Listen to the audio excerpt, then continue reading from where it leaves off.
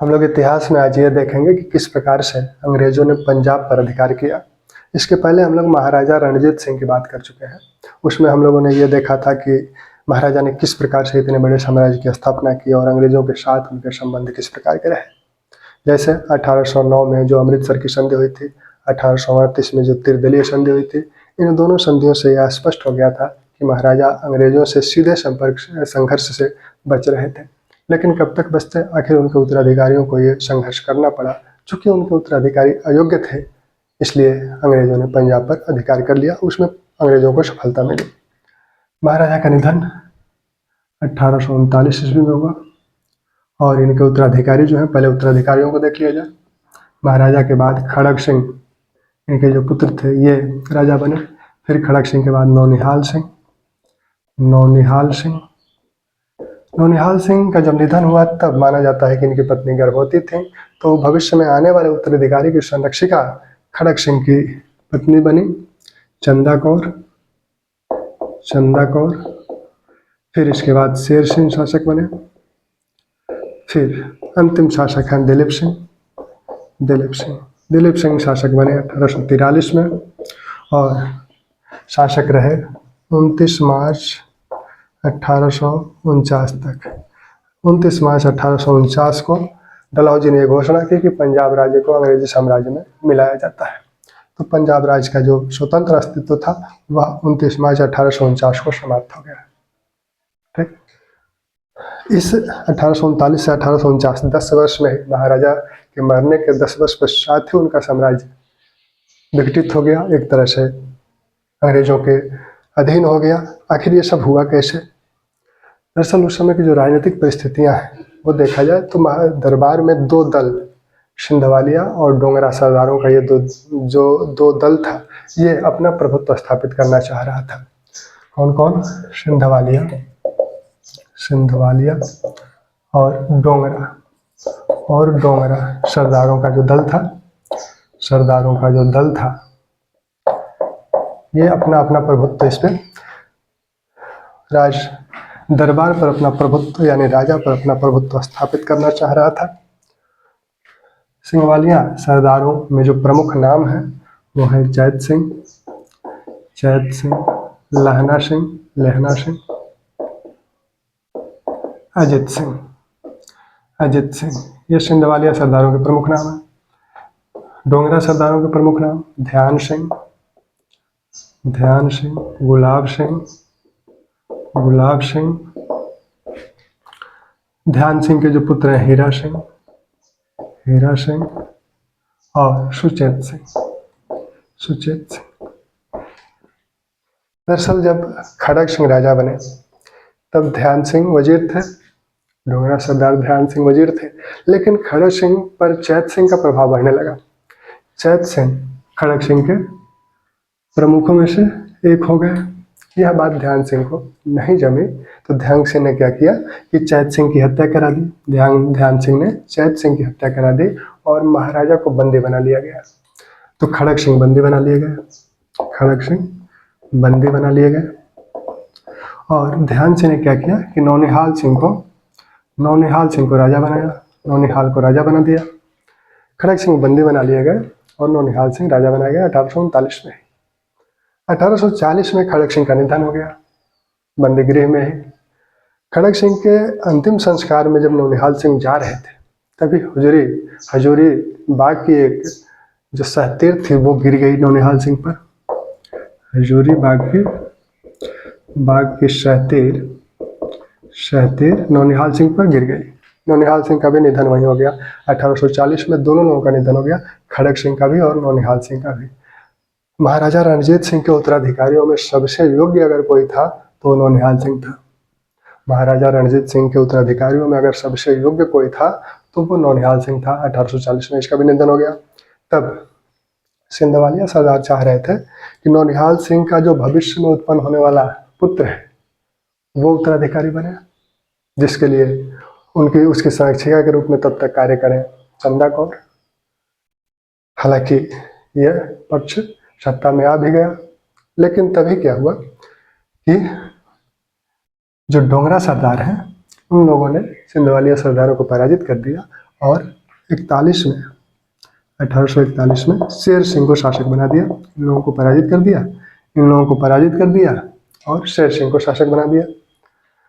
जो चंदा कौर थी और सिंधवालिया सरदार थे, ये पराजित हो गए और शेर सिंह शासक बन गए।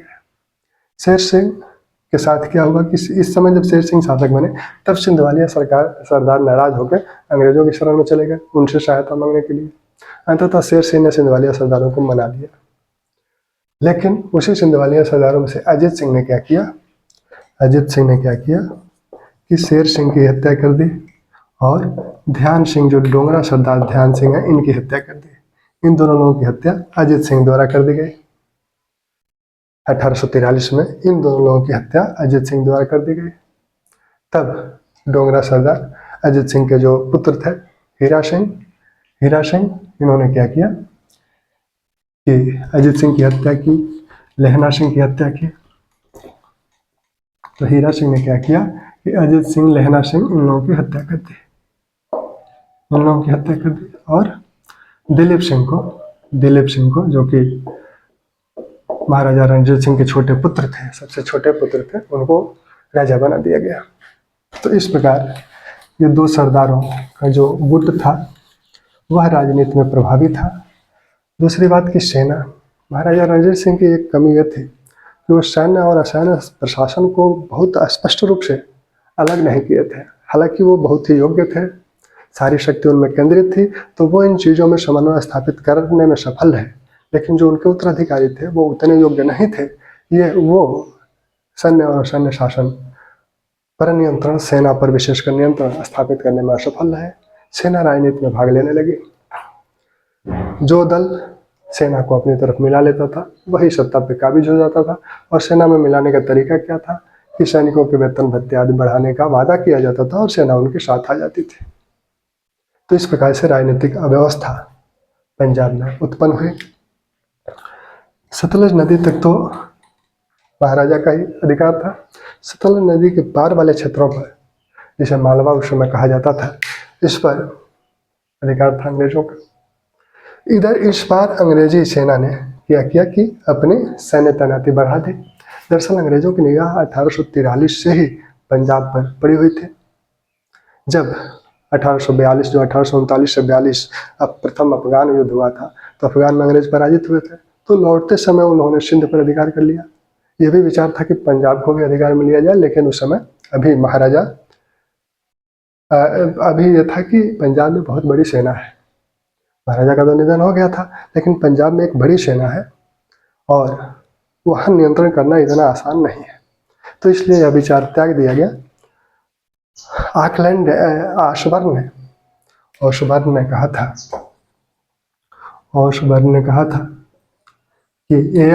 ने कहा था कि पंजाब को, महाराजा रणजीत सिंह के निधन के पश्चात पंजाब को अंग्रेजी साम्राज्य में मिला लेना चाहिए। कंपनी तो बड़े बड़े ऊँटों को खा चुकी है, ये मच्छर क्या है? तो इन्होंने कहा था कंपनी ने बड़े बड़े ऊँटों को खा लिया है, बड़े बड़े ऊँटों को खा चुकी है। इस मच्छर की क्या बात है? इस मच्छर, यानी पंजाब की तुलना इन्होंने मच्छर से की थी, इस मच्छर की क्या बात है? ठीक, ऑशबर्न ने यह बात कहा था। अगर कथन के रूप में पूछा जाता है तो ऑकलैंड भी ये कह चुके थे कि हमारे सभी सेनानायक ये चाहते हैं कि पंजाब को अंग्रेजी साम्राज्य में मिला लिया जाए। फिर मैकनाटन ने ऑकलैंड को एक पत्र लिखा था। मैकनाटन ने ऑकलैंड को एक पत्र लिखा था। उसमें कहा था कि हमें सिख राज्य पर अधिकार कर लेना चाहिए और पंजाब को सड़क किनारे पीट कर समतल कर देना चाहिए। सड़क किनारे पीट कर समतल कर देना चाहिए।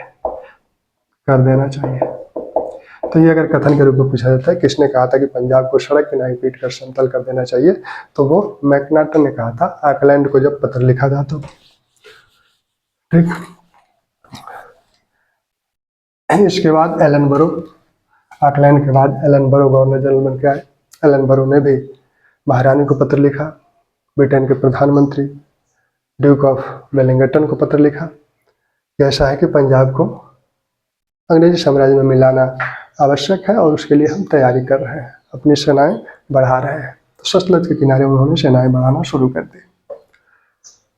एलन बरो के बाद हार्डिंग 1844 से 1848 तक गवर्नर जनरल है। हार्डिंग 1844 से 48 तक गवर्नर जनरल है। इन्हीं के काल में प्रथम सिख युद्ध हुआ। प्रथम सिख अंग्रेज युद्ध इसी काल में हुआ, जब ये लोग सेनाएं इधर बढ़ाई जा रही थी। बंबई में नावें तैयार की जा रही थी जिससे कि सतलज पर प्लाटन पुलें बनाए जा सके। यह सब चीजें देखकर सिखों ने यह अनुमान लगाया कि अंग्रेज हम पे आक्रमण करना चाह रहे हैं। इस बात को देखकर सिखों ने यह अंदाजा लगा लिया कि अंग्रेज पंजाब पर आक्रमण करना चाह रहे हैं।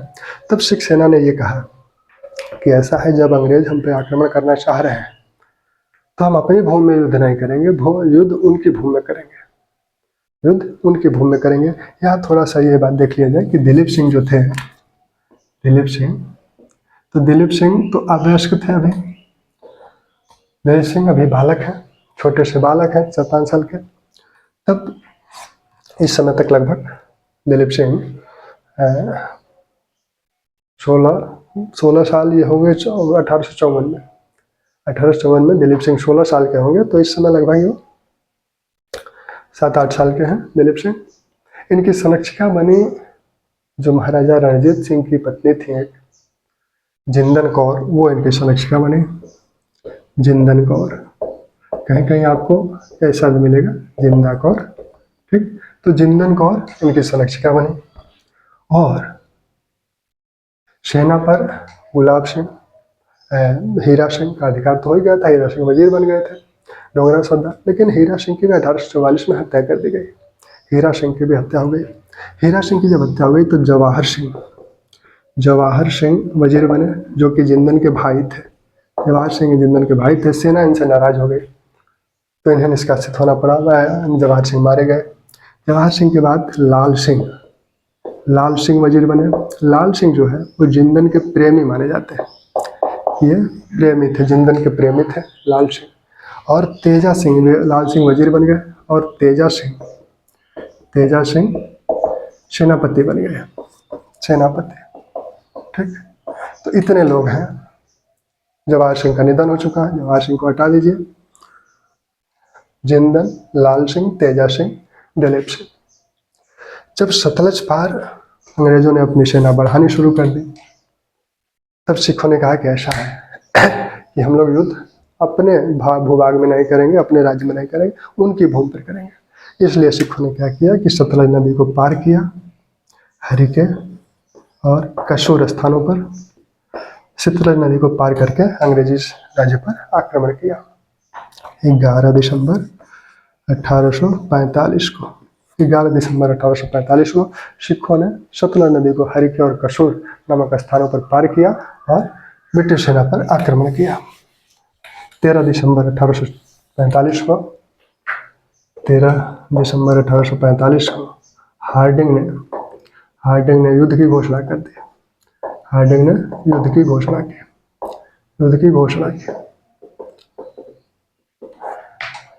13 दिसंबर 1847 को हार्डिंग ने युद्ध की घोषणा की।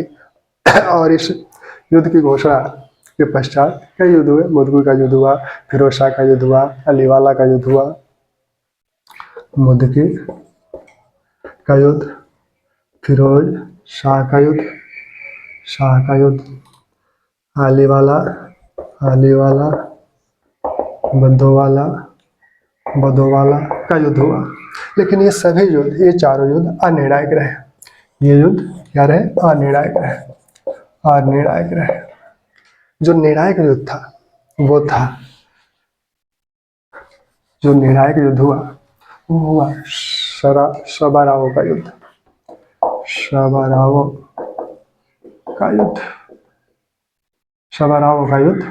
10 फरवरी 1846 को यह युद्ध निर्णायक हुआ। दरअसल हुआ क्या कि लाल सिंह और तेजा सिंह ये अंग्रेजों से एक तरह से समझौता कर लिया। इन लोगों ने कहा, दरअसल ये लोग चाहते थे कि सेना की शक्ति कम हो जाए, सेना जो राजनीति में भाग ले रही है वो न ले पाए। तो इनका मानना था कि अगर सेना को युद्ध में लगा दिया जाए तो उसका ध्यान युद्ध में बट जाएगा, वह राजनीति में भाग नहीं ले पाएगी। तो अगर अंग्रेजों से युद्ध होता है तो अगर सेना जीतेगी तब ये होगा कि अपने साम्राज्य विस्तार में उसका ध्यान लग जाएगा, अगर हारेगी तो उसकी शक्ति क्षीण हो जाएगी। दोनों में जिंदन कौर को अपना ही लाभ दिख रहा था। तेजा सिंह और लाल सिंह ने अंग्रेजों से ये समझौता किया कि ऐसा है कि जब युद्ध होगा तो हम लोग 2 दिन बाद आएंगे अपनी सेना लेकर, तब तक आप अपना काम कर लीजिएगा। तो इन्होंने क्या किया कि 2 दिन बाद ये लोग आए और जो सिखों ने अपनी खाइयाँ अपनी सुरक्षा के लिए खाइयाँ बनाई थी उसका भेद भी बता दिया गया। अंग्रेजों की तरफ से जो लड़ रहे थे, अंग्रेजों के जो सेनापति थे जनरल ह्यू गॉफ अंग्रेजों के सेनापति थे। उसने स्वीकार किया था कि चूंकि नीति के तहत हमें शत्रु सेना की प्रशंसा नहीं, उसकी वीरता की प्रशंसा नहीं करनी चाहिए। अपने राज्य के लिए आवश्यक था इस युद्ध को जीतना, लेकिन जो शत्रु सेना के सिपाहियों में जो विश्वसनीयता दर्शाई, जो उनका संहार हुआ, उसका उन्होंने उल्लेख, ह्यू गॉफ ने उसका उल्लेख किया था। दरअसल तेजा सिंह और लाल सिंह दोनों बाद में अपनी सेना लेकर आए, 2 दिन इधर उधर घूमते रहे, तब तक ये सेना पराजित हुई। और जब पीछे लौटे तो सतलज नदी पे जो पुल बने तो पुलों को तोड़ते चले गए, जिससे सेना फंस गई। तो अपने सेनापतियों के विश्वासघात के कारण यह सिख सेना सबराव में पराजित हुई। ठीक, तो पहला ये प्रथम जो है सिख आंग्ल युद्ध था, जो कि 1845 से 1846 तक चला था। ठीक, अब इसके बाद सबराओं में पराजित सिख सेना पराजित हुई। इसके बाद लाहौर की संधि हुई।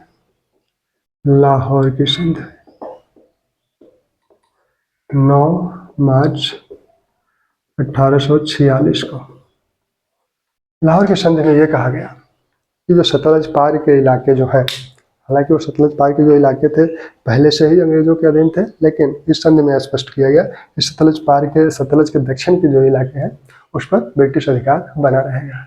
साथ में सतलज और ब्यास के बीच का जो क्षेत्र है, जिसे जालंधर दोआब कहा जाता था, सतलज और ब्यास के बीच का जो क्षेत्र है, जिसे जालंधर दोआब कहा जाता था, दोआब, इस पर भी ब्रिटिश अधिकार बना रहेगा। साथ में कश्मीर और हजारा पर भी ब्रिटिश अधिकार होगा। लगभग 1.5 करोड़ रुपया युद्ध हर्जाना के रूप में लिया गया। दिलीप सिंह को राजा स्वीकार किया गया। तो इस संधि में, लाहौर की संधि में ये बातें हुई। तो 9 मार्च 1846 को लाहौर की संधि हो गई।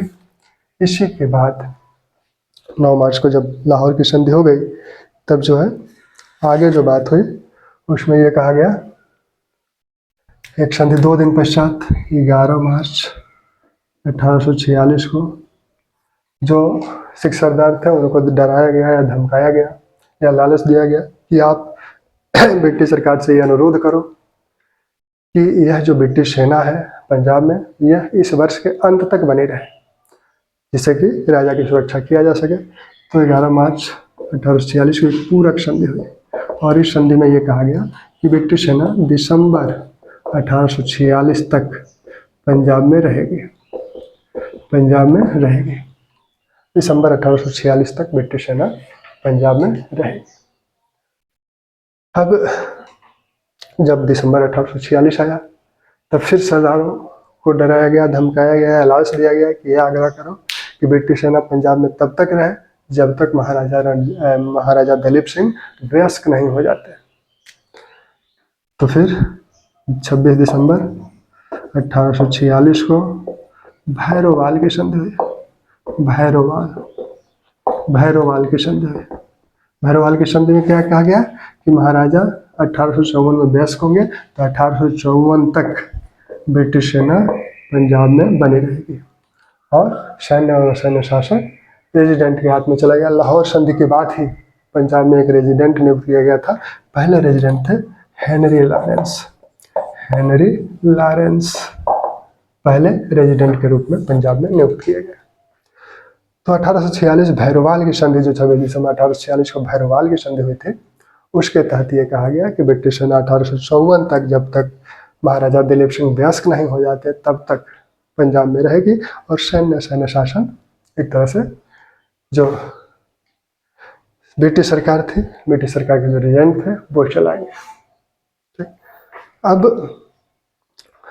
कश्मीर, मोनुद्दीन नामक एक सरदार का कश्मीर पर अधिकार था। वहाँ का गवर्नर था कश्मीर पर अधिकार तो महाराजा ने 1819 में कर ही लिया था, रणजीत सिंह ने। तो कश्मीर का विवाद उत्पन्न हुआ। मोनुद्दीन नामक एक गवर्नर यहाँ था।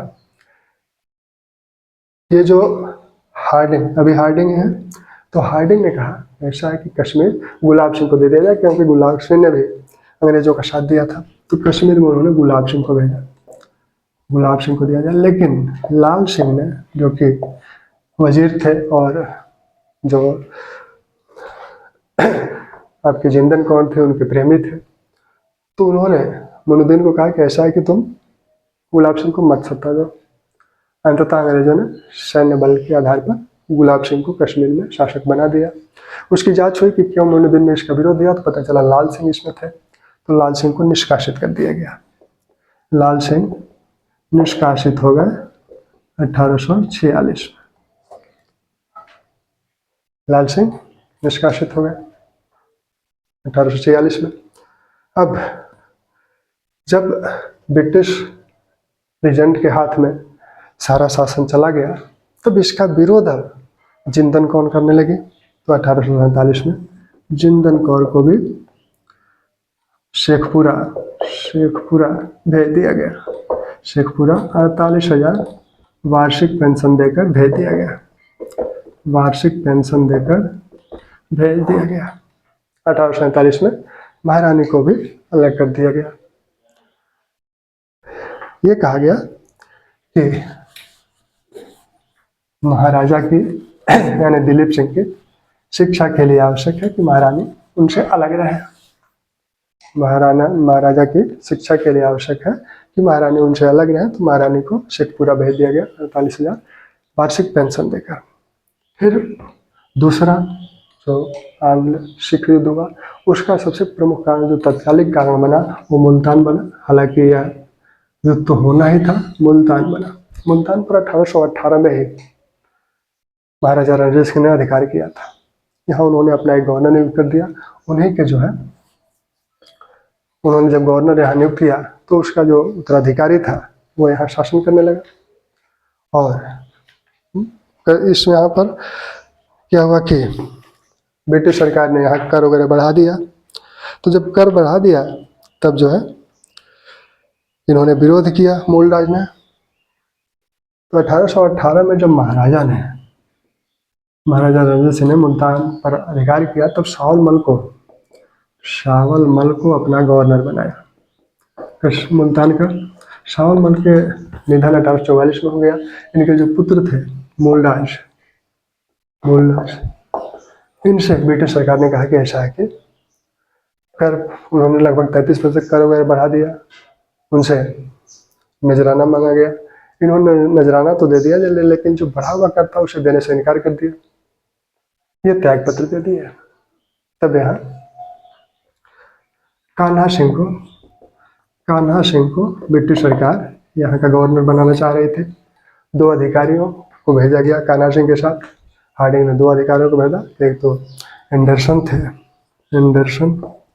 और एग्न्यू, 2 अधिकारी इनके साथ गए। इनको वहाँ कार्यभार संभालने में मदद दिया जाए। कुछ अन्य अधिकारी भी गए, लेकिन इन अधिकारियों की बदतमीजी के कारण मुल्तान की जनता ने विद्रोह कर दिया, वहाँ की सेना ने विद्रोह कर दिया। ये दोनों अधिकारी मारे गए। ये विद्रोह, अब ये घटना जो है फरवरी में हुई थी, मार्च में हुई थी। अब अंग्रेजों को एक मौका मिल गया कि मुल्तान ने विद्रोह कर दिया। तो इस विद्रोह को चाह रहे थे कि पूरे पंजाब में फैल जाए, जिससे कि हमें पंजाब पर अधिकार करने का मौका मिल जाए। और ये भी वेट किया जा रहा था कि जाड़ा है, क्योंकि गर्मी में अंग्रेज नहीं लड़ते थे लड़ाई, तो जाड़ा आने तक इंतजार किया गया। तब तक ये विद्रोह पंजाब के अधिकांश क्षेत्रों में फैल गया और तब अक्टूबर 1948 में,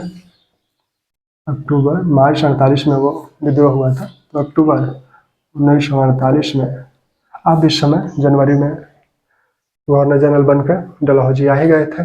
तो डलहौजी ने ये घोषणा की, डलहौजी ने युद्ध की घोषणा की, और युद्ध की घोषणा में क्या कहा, उन्होंने कहा कि बिना कोई चेतावनी दिए हुए सिखों ने ये युद्ध शुरू हुआ है, तो श्रीमन मैं सौगंध खाकर कहता हूँ कि यह युद्ध पूर्ण प्रतिरोध के साथ लड़ा जाएगा। उन्होंने कहा कि बिना चेतावनी दिए हुए सिखों ने यह युद्ध शुरू किया है, तो श्रीमन मैं सौगंध खाकर कहता हूँ कि यह युद्ध पूरा प्रतिशोध के साथ लड़ा जाएगा। युद्ध शुरू हो गया। अब इस बीच भी कई युद्ध हुए। गौफ इस समय भी अंग्रेज सेनापति हैं, तो रामपुर का युद्ध हुआ, कोई बात नहीं बनी। फिर चिलियावाला का युद्ध हुआ, चिलियानवाला का युद्ध हुआ। चिलियानवाला का युद्ध जो है ये झेलम नदी तट पर हुआ था, और इसमें अंग्रेजों को बहुत नुकसान हुआ। चिलियावाला युद्ध में अंग्रेजों को बहुत नुकसान हुआ, और जनवरी 1949 में युद्ध हुआ था। जनवरी 1949 में युद्ध हुआ, इसमें बहुत नुकसान हुआ अंग्रेजों का। इस युद्ध के विषय में डलहौजी ने कहा था कि अगर इस प्रकार की विजय हमें मिली तो इस प्रकार की विजय हमें नष्ट कर देगी।